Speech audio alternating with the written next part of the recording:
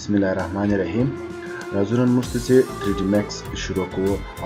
دا اټو 3D Max 2018 چې همدا لوګو ده چې دا معمولا د 3D ډیزاین لپاره ډېر کارېږي. که موږ ځینې کورونه جوړوو یا ځینې پروژې ته څخه معمولا د انجینري پوهنځي ډېر له دې څخه استفاده کوي. د هغه ترڅنګ هم 3D Max دی چې په 3D برخې کار کوي، ارکیټیکټ دی، هم 3D دی او بلینډر دی، ارټیکیټ دی چې دا ټول په 3D برخه کې د ډېره پرې کار ځای اخیستل کېږي. نو 3D Max هم د 3D ډیزاینولو د جملې څخه دی. تاسو به سافټویر ډاونلوډ کړئ د انټرنیټ څخه، د مختلفو سایټونو کې د ستا یا هم د بل ملګري څخه تاسو ترلاسه کوئ. نو کله چې تاسو انسټالوئ لومړی شی دغه انسټالیشن دی، او معمولا چې کله دغه 3D ډیزاین پروګرامونه انسټالیږي نو هغه څه لوډ وي. نو دغه لپاره به د کمپیوټر ریم حد اقل باید 4 GB وي، او که چیرې 2 GB وي خو بیا ډېر په زحمت سره خلاصېږي. نو که د 4 GB څخه اضافه وي خو بیخي ښه دی، 6 GB یا هم 5 GB وي نو ډېر به ښه وي، ځکه هلته 3D چې کله به موږ تاسو رینډروو نو ډېر وخت نیسي. راځو تاسو چې کله دا سافټویر انسټالوئ، دا سافټویر به تاسو ډاونلوډ کړئ د انټرنیټ څخه. نو په داسې شکل سره وي اتو 3D Max دی، دا به چپه کلیک پر وکړئ، دی به هم د دا فایل څخه راوباسئ. سیدي هیر دا فایل موږ تاسې د دې څخه راایستلی شو. کله چې راوباسئ په داسې شکل به تاسو ته راسي. نو دلته موږ تاسې لومړی سټپ پر سټپ باندې کلیک کوو، رن اند ډوپلیکیټ کوو، یس.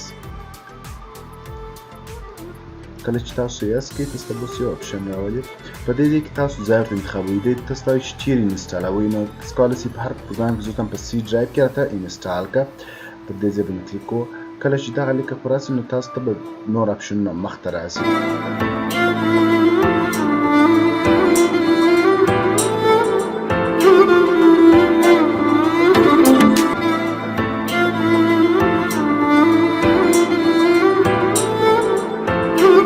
دلته موږ په دې ځای کې اوپن سپیسیفیک فولډر دی به اوکې کړئ او فینیش بیا کړئ.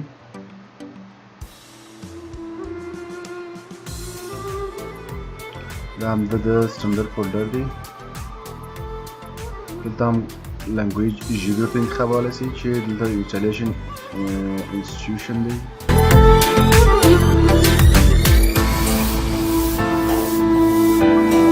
ریفریش بیا وکړو.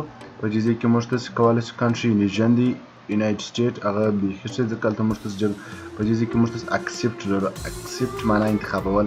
همدا بټن به تاسو ټیک مارک کړئ، همدا بټن ور ووهئ تر څو د انتخاب شي. په نیکس باندې کلیک وکړئ. په دې ځای کې تاسو سیریل نمبر لرئ چې د هر 3D Max لپاره همدا کوډ وي چې دلته موږ تاسو کولی شئ سیریل نمبر وباسو او پروډکټ کی ور واچو چې دا خپله په دا پروډکټ کی و. دا شان یې په دې ځای کې موږ تاسې دلته موږ تاسې په رینډر کې هم لرو، او کولی شئ په نوټ کې هم دلته وګورئ چې د پروډکټ کی و ټوله سیریل نمبر شان یې همدلته شتون لري. هغه را کاپي کوئ، په دې ځای کې پیسټوئ، نیکسټ به ووایئ.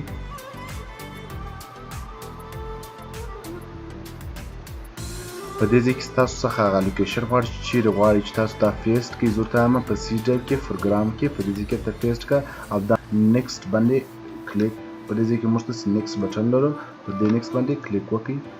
اوس به همدا لیکه درته پر راسي او دلته به ستاسو ټوله پروګرامونه درته انسټال شي.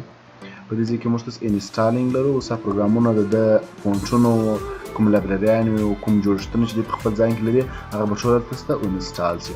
نو دی چې انسټالیږي یو څه وخت نیسي، نو موږ تاسو به ویډیو پاز کړو. که تاسو وګورئ د هغه اکټیویشن پر راسو دلته موږ تاسې د فینیش بټن لرو. کله چې تاسو فینیش ووایئ فینیش کلیک کړئ. اوس راسئ په دې ځای کې موږ تاسو ته د سټپ دا دی راغلی ریفریش. په دې ځای کې موږ د سټپ لرو. اوس راباسو پر ده باندې به کلیک وکړو، رن اند ډوپلیکیټ یې وکړو، یس. په دې ځای کې دی زموږ دپاره د 24 ورځو دپاره کار کوي. نو که تاسو چیرې ټرای ووایئ نو دی د 24 ورځو دپاره کار کوي. بعد 24 ورځو څخه به دی ستاسو اکټیویشن کوډ غواړي. نو زموږ سره د اکټیویشن کوډ شته. په دې ځای باندې کلیک کوو.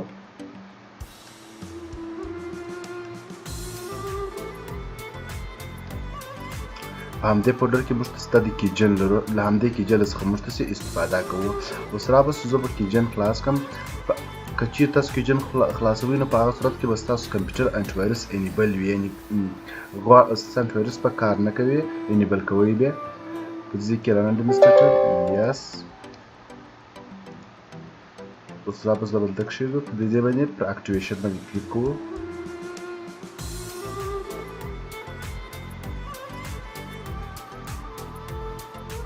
په دې ځای کې د وروسته پورې موږ ته کوم کمنډیشن یا رجسټریشن کوډ نه دی راکړی نیکس کلیک کوو نیکس یس کلوز په دې ځای کې ګورئ موږ ته اکټیویشن اوس په دې ځای کې موږ ته اکټیویشن کوډ راکړي همدا به کاپي کړو کنټرول بټن سی همدلته به پیسټ کړو کنټرول بټن وی او همدا به موږ د ډیلیټ کړو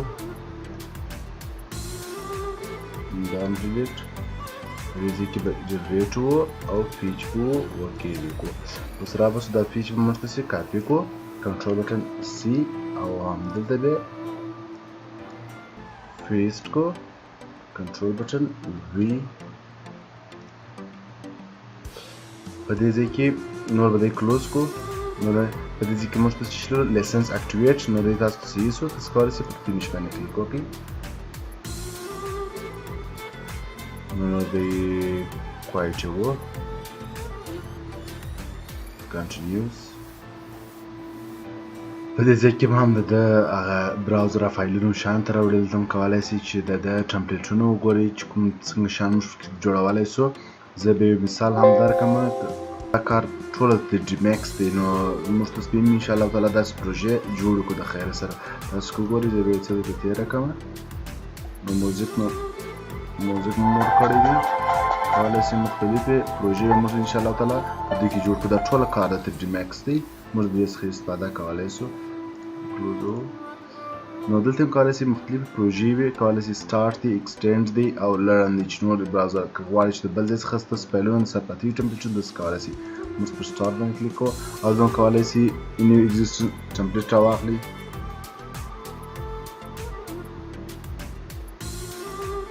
پر ده کلیک وکړئ تاسو ته به د 3D Max سفر خلاصه شي دا زموږ دپاره یوه ویو ده دا بله ویو ده دا بله ویو ده یعنې څلور ویو دی لري د نن دپاره درس همدونه بس ده را روانو ورځو کې به موږ تاسې د 3D Max نورې منیوګانې او ډیزاینونه شروع کړو